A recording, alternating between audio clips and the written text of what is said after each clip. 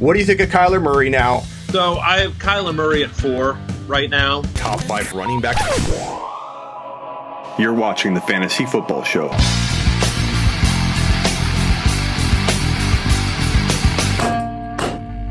Take a lap.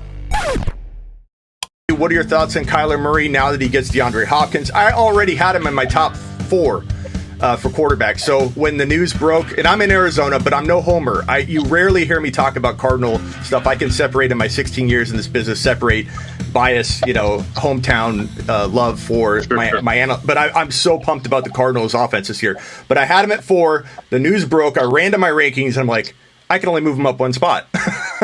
So I moved. Who'd you have at 3? I had Watson at 3, but now obviously that shift and Hopkins going over, he drops to 4 or 5. I still like Watson, and in Dynasty, he could be somewhere else, and next year he could have a receiver. What do you think of Kyler Murray now? What do you predict, and what do you see for Deshaun Watson for now and for the future?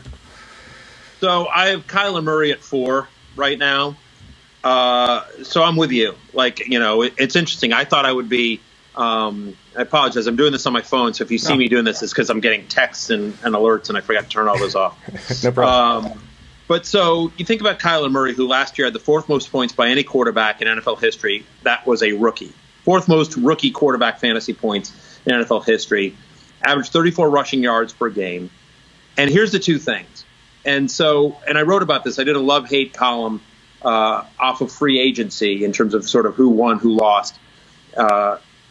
And Kyler Murray was a love because of DeAndre Hopkins. Okay. Last year, Kyler Murray, 27th in terms of out-of-pocket passer rating, right? And that's weird because he was 4th in out-of-pocket passing attempts.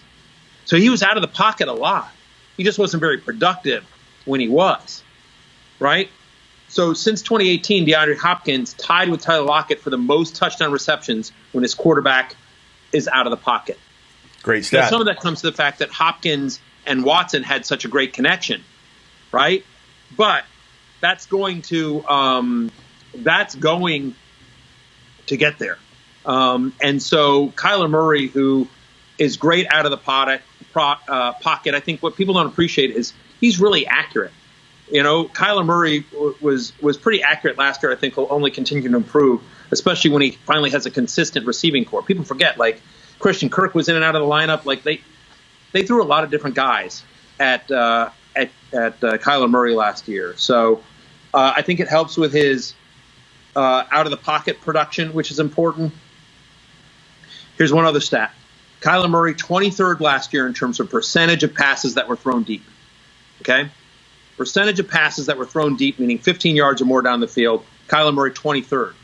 Well, now you add DeAndre Hopkins, who since 2017, 3rd among wide receivers in terms of deep fantasy points.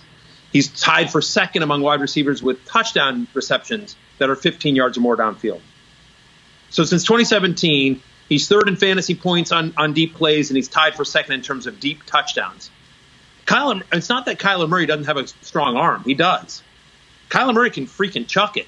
He just didn't have anyone to go down and get it for him last year. Now you've got a guy in DeAndre Hopkins who can stretch the field. And you roll out Kyler Murray. You're going to do some bootlegs. There'll also be some plays where it breaks down. And so that's where I think DeAndre Hopkins helps the most, is on the deep passing plays, on the bootlegs and the rollouts. And also, oh, by the way, he happens to be one of the best wide receivers in the NFL, just period. Right. And unlike a guy like you could say Amari Cooper, he needs the ball a certain way.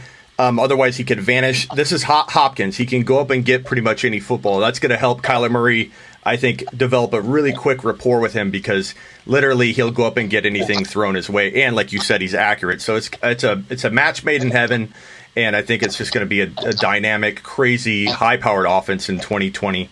And then, you asked me about Deshaun Watson. Yeah. I moved Deshaun Watson, and maybe I'm too low on him. I moved him to number 7, right? But the problem with Deshaun Watson is that almost all of his fantasy production has come with DeAndre Hopkins on the field. Hopkins doesn't really get hurt, so it's hard to know what this is going to be like. But just from a general standpoint, I don't think I'm breaking any news here. You lose a player the caliber of DeAndre Hopkins, that isn't good. That's a downgrade to your fantasy production. When you don't have a guy like that, I'm sorry? Is he in Houston in 2021, do you think? I think that remains to be seen. I think it remains to be seen whether Bill O'Brien's in Houston in 2021 and what else they do. Who do they add in the draft? Obviously it's one of the deepest drafts in recent memory for wide receivers coming out of college. So we'll see my expectation is they will draft a wide receiver. Who do they get? How productive is that person? I think those all will weigh into it. And who needs a quarterback, right, in 2021, right? So it's just, it's also, it's kind of devil you know versus devil you don't. I don't think it's a foregone conclusion that Deshaun Watson's in Houston next year. I mean, listen, Tom Brady's not in New England anymore, right? All bets are off with everything. That's the talk. A year ago, if we'd said, Tom Brady's probably going to the Buccaneers, people would have been like, you're crazy, dude. Like, that guy's retiring the Patriot. Right. So anything is possible, especially in the NFL. But Deshaun Watson, I think when you replace DeAndre Hopkins with Randall Cobb, which is what the Texans have done so far, and then you've got Kenny Stills, who's been inconsistent. He's shown flashes, but he's inconsistent. Will Fuller, who's crazy talented, but can't stay healthy. Right. And then you add David Johnson. Look, Deshaun Watson is a good enough quarterback that there'll be production there. He'll get you some fantasy points with his legs. He always does. And I do think David Johnson has a rebound season. I do like David Johnson in Houston. And, there'll be a bunch of dump-offs there as well. But, yeah, I dropped him down to 7. I have Watson as QB7. So I think he's still at QB1. But I think this is a big loss for Deshaun Watson. So Eckler is another player that I absolutely love in 2020, and I feel like he all's top 5 running back. You're watching the Fantasy Football Show.